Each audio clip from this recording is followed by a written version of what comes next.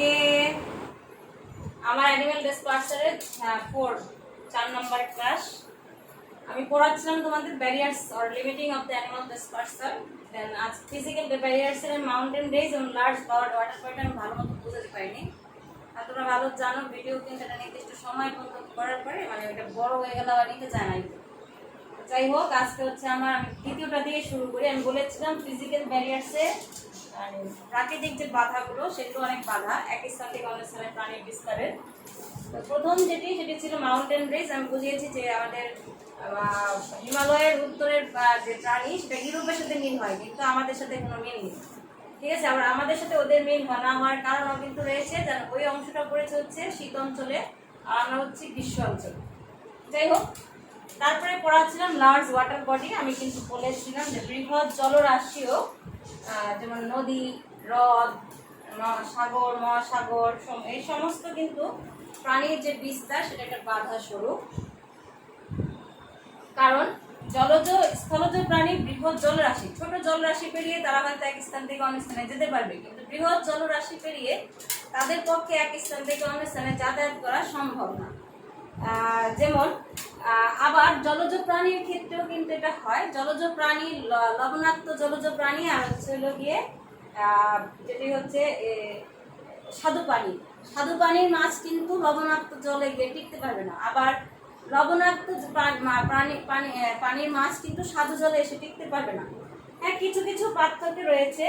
যেমন কিছু মাছ আছে উভয়ই মানে স্বাদু পানি আর হচ্ছে লবণাক্ত পানি ব্যবহার করে, কিন্তু সেটাও কিন্তু কিছু সময়ের জন্য, সব সময়ের জন্য না। যেমন স্যামন, ইলিশা এগুলো এটা স্বাদু পানিরও মাছ, আবার লবণাক্ত পানিরও মাছ। আবার উভয় জলে বসবাস করা, উভয় জলস্থলে উভয় বসবাস করা অংশে বসবাস করাও কিন্তু প্রাণী রয়েছে, কিন্তু সেক্ষেত্রেও কিন্তু তাদের ক্ষেত্রে বড় ধরনের বাধা কিন্তু রয়েই যায়। যেমন বলা হয়েছে ব্যাং আমাদের অঞ্চল থেকে অস্ট্রেলিয়া পর্যন্ত গমন করেছে, আর একটা প্রজাতি নিউজিল্যান্ড পর্যন্ত গমন করতে পেরেছিল। যারা আবার নিউজিল্যান্ড পর্যন্ত গিয়েছে তাদের কিন্তু আবার অস্ট্রেলিয়া দেখা যায় না। তো ধারণা করা হয় যে এই যে বৃহৎ অংশিত মানে যারা জলস্থলে বসবাস করে তাদের ক্ষেত্রে হয়তো সম্ভব হয় বৃহৎ পার হওয়াটা, কিন্তু সেক্ষেত্রে কিন্তু খুবই সামান্য, নগণ্য অংশ এটা। এরপর সেটা হচ্ছে বৃহৎ স্থলভাগ।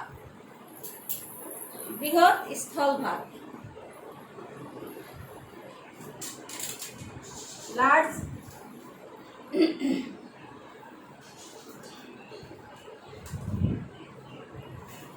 ল্যান্ড মাস বিস্তীর্ণ স্থলভাগের অবস্থান জলজ প্রাণীর বিস্তারের পক্ষে বড় ধরনের বাধা স্বরূপ। যেমন বেরিং প্রণালী পার হয়ে বলা হয়েছে যে বেরিং প্রণালী পার হয়ে এই অঞ্চলের যে জলজ প্রাণী তারা উপর দিকে যেতে পারেনি। আবার ধরো তিমির যে বসবাস সেটাও কিন্তু একটা নির্দিষ্ট অঞ্চলেই রয়েছে, তাদের পক্ষেও কিন্তু ওই অংশের বাধা পার হয়ে উত্তরের দিকে যাওয়া সম্ভব নয়, কারণ তিমির বসবাস কিন্তু দক্ষিণে। ঠিক আছে, নীল তিমি, ডলফিন এদের বসবাস কিন্তু একটা অংশেই রয়ে গেছে, তাদের পক্ষে বৃহৎ যে অংশ মানে বৃহৎ বড় বড় যে ভূমিটাকে চারপাশ দিয়ে ঘুরে অন্যত্র যাওয়াটা সম্ভব হয় না। তো এই যে বৃহৎ স্থলভাগও কিন্তু একটা বাধা স্বরূপ। তারপরে হচ্ছে সেটি হচ্ছে লার্জ ল্যান্ড মাস। ল্যান্ড মাস তো বললাম। তারপর হচ্ছে বৃহৎ মরুভূমি, লার্জ ডেজার্ট।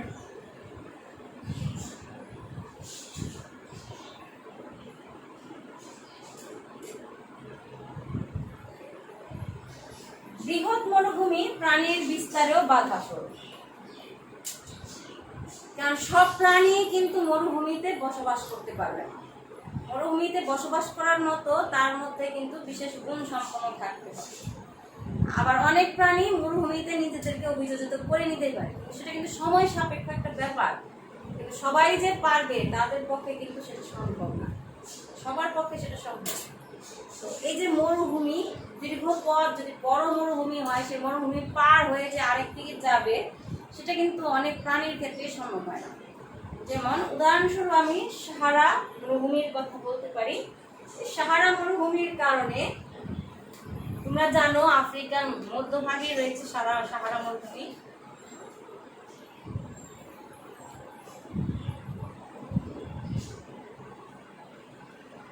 এই অংশটা বলেছে সাহারা মরুভূমির কারণে উত্তর আফ্রিকা আর দক্ষিণ আফ্রিকার প্রাণীগুলির মধ্যে মিল নেই। উত্তর আর দক্ষিণ প্রাণীর বিস্তার সম্পূর্ণ পার্থক্য। ঠিক একইভাবে কালাহারি মরুভূমির কারণে মধ্য আফ্রিকা, এখানে তো কালাহারি মরুভূমি, এখানে বলছে জন্য এই মধ্য আফ্রিকা আর উত্তম আশান্তরীপের প্রাণী, এই যে এখানে হচ্ছে উত্তম আশান্তরীপ, কেপ অফ গুড ওয়েব, তোমরা ভালো করে জানো। এই অঞ্চলের প্রাণীর মধ্যে কোনো পার্থক্য নেই। এই কালাহারি মরুভূমির জন্য এই অঞ্চলের পার্থক্য খুবই, মানে পার্থক্য কি বলবো আমরা, প্রাণীদের মধ্যে পার্থক্য দেখা যায়। তার মানে তাদের মধ্যে কোনো মিল নেই। আমি বারে বারে কি বলতেছি, পার্থক্য নেই। অর্থাৎ সাহারা মরুভূমির কারণে উত্তর আর দক্ষিণ আফ্রিকার প্রাণীদের মধ্যে কোনো মিল নেই। ঠিক একইভাবে দেখা যায় যে কালাহারি মরুভূমির কারণে মধ্য আফ্রিকা আর উত্তম আশান্তরীপের প্রাণীদের মধ্যেও কোনো মিল নেই। ব্যাপক পার্থক্য। এই পার্থক্যের মূল কারণটি হচ্ছে যে এই মরুভূমি, বৃহৎ এই মরুভূমি পার হয়ে তাদের পক্ষে এই অঞ্চলে আসা সম্ভব হয়।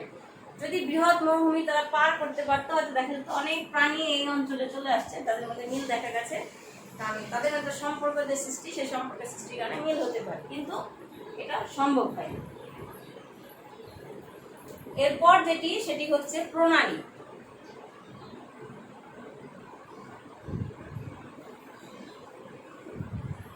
সংকীর্ণ প্রণালী অনেক সময় প্রতিবন্ধকতা সৃষ্টি করে। প্রণালী হচ্ছে মহাদেশের ভগ্নাংশ, যখন মহাসাগরের ক্ষুদ্র চিকন যে অংশ, সেটাই হচ্ছে প্রণালী। যে কোনো মহাদেশের ভগ্ন অংশ যখন মহাসাগরের বিস্তৃত অঞ্চলে সরু হয়ে অবস্থান করে, সেটাকে বলা হয়ে থাকে প্রণালী। তো সংকীর্ণ প্রণালীও অনেক সময় এই প্রতিবন্ধকতার সৃষ্টি করে থাকে। যেমন উদাহরণ দিয়ে আমরা বলতে পারি, শ্রীলঙ্কা আর ভারতের মাঝে যে পক প্রণালী আছে, এই কারণে কিন্তু শ্রীলঙ্কায় এই পক প্রণালীর কারণে ভারতে কিন্তু বাঘ আছে, ভারতের ওই অংশে কিন্তু বাঘ ঠিকই আছে, শ্রীলঙ্কায় কিন্তু বাঘ নেই। এই পক প্রণালীর কারণে তাদের পক্ষে ওই অঞ্চলে যাওয়া সম্ভবপর হয়নি। বুঝতে পেরেছো ছেলেরা? অতএব প্রণালীও কিন্তু একটা বিরাট ধরনের আমাদের বাধা সৃষ্টি করে। তারপর হচ্ছে মাটি, সয়েল আর এডাফিল।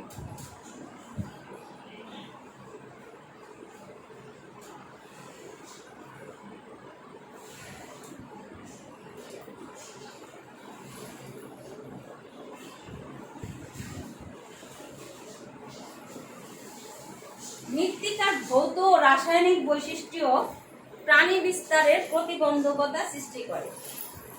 অর্থাৎ মাটির যে গুণাগুণ, সেটাও প্রাণীর বিস্তারে বাধা সৃষ্টি করে।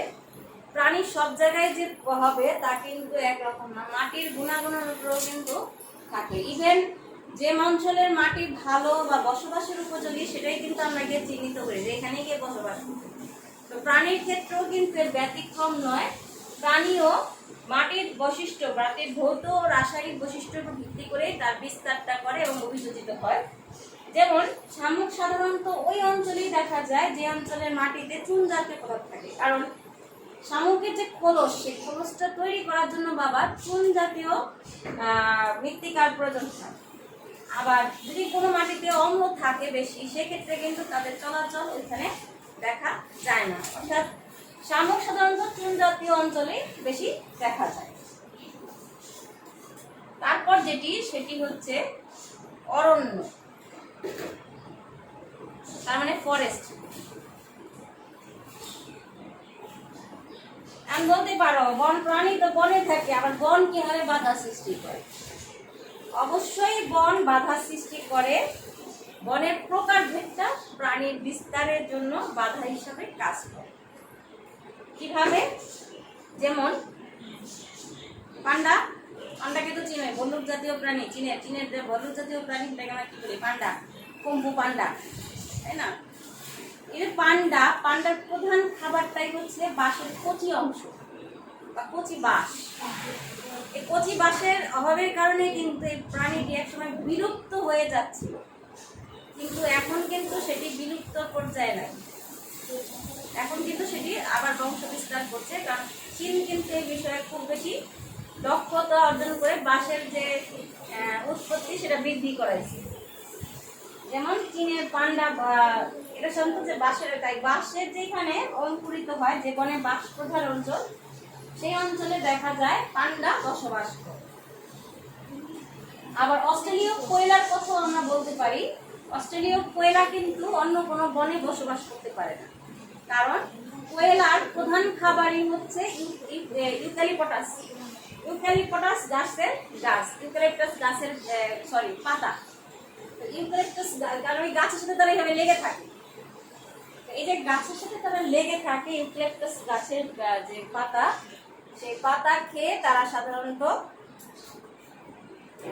জীবন ধারণ করে থাকে। তো গাছের পাতা খেয়ে যে জীবন ধারণ করে সেটাও কিন্তু এজন্য তারা ওই অঞ্চলে, অর্থাৎ যে অঞ্চলে ইউক্যালিপটাস মানে পাতা গাছ রয়েছে বেশি, সেই বনাঞ্চলেই তারা বসবাস করে। তাহলে তোমরা ছেলেরা ভালো করে বুঝতে পারছো যে ফিজিক্যাল যে বিষয় ব্যারিয়ার্স, সেগুলো কি হবে। আমি যদি এখন কোয়েলাকে এনে আমার সুন্দরবনে ছেড়ে দেই, কোয়েলার পক্ষে অভিযোজন করাটা খুব কঠিন হয়ে যাবে। আবার পান্ডাকে এনে যদি আমি আমার এসে এনে দেই, মানে আমরা যে সিলেটের যে বাঁশ, আমাদের বাঁশের বনাঞ্চল, সেই বাঁশ বনাঞ্চলে ছেড়ে দেই, তাহলে পান্ডা কিন্তু ঠিকই বাঁচবে। কিন্তু আবার পান্ডাকে নিয়ে যদি আমি